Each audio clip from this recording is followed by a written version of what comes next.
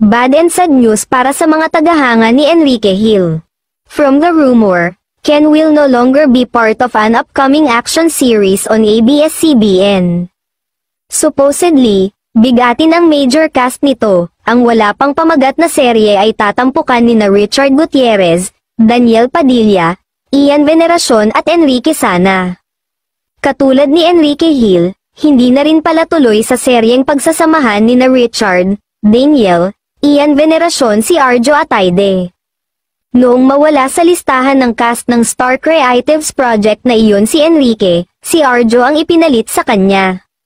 Pero nang maglabasan ng iba pang cast ng seryeng iyon, nawala na ang pangalan ni Arjo. Say ng isang source ay si Baron Geisler na ang ipinalit sa Mr. ni Maine Mendoza.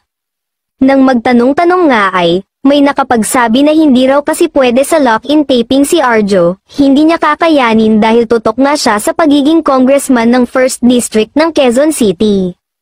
Karamihan sa location ng serye ni Richard, Daniel, Ian ay out of town kaya hindi pwede talaga ang schedule ni Arjo. Sa ngayon, inaayos pa kung kailan idaraos ang story conference para sa series. This is Richard's immediate follow-up project after the success of Ironheart. Samantala, matagal-tagal ding natenga si Daniel. The same goes for Ian.